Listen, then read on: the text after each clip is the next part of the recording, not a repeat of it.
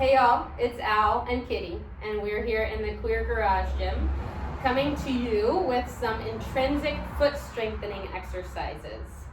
Why do we need those?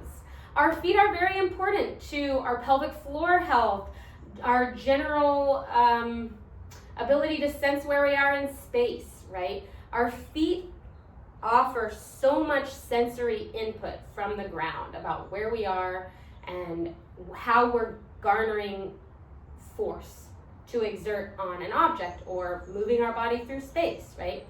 So if our feet aren't being trained specifically, then we're probably missing a lot of that sensory information from those areas.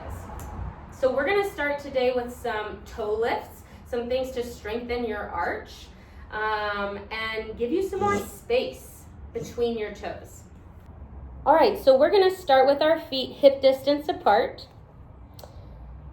And take a moment to sense what you feel at the surface of your feet, where you feel pressure between you and the earth. You might feel pressure really centralized around your heels. You might feel it on the outside edges of your feet. Maybe it's spreading across your toes, right? Just noticing where that lands today.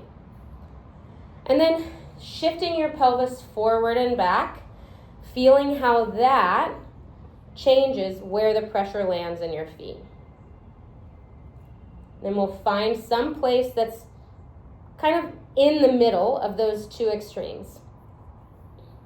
We're going to start by lifting all 10 toes and then reaching our pinky toes out and down.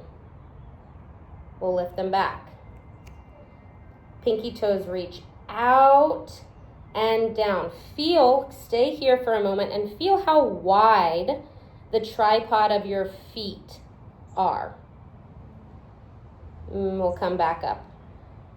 Reaching the pinky toe out and down. Common compensation that wants to happen is using our ankles and lifting this big toe metatarsal off the floor.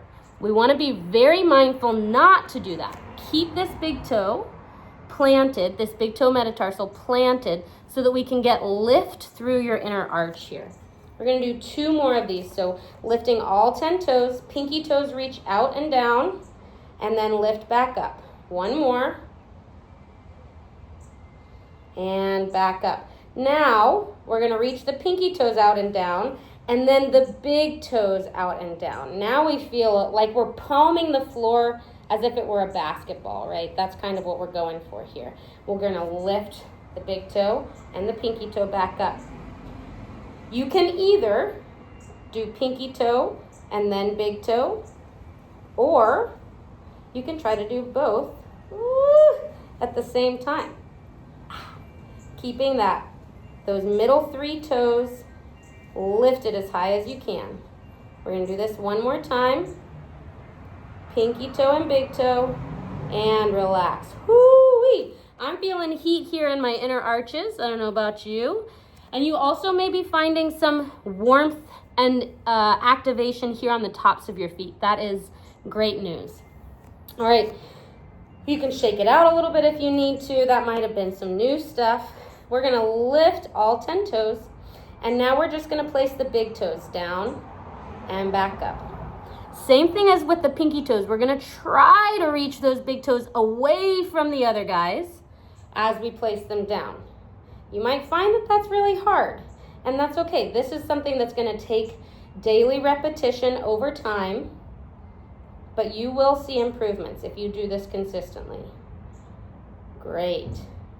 Now the big toes are going to stay up. The 4 small toes are going to go down and lift back. Again, we're being very mindful not to use the ankles as compensators. Good.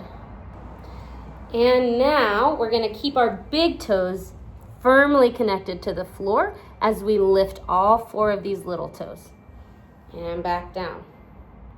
Lift and lower. And lift and lower. Good. We're going to lift everybody again.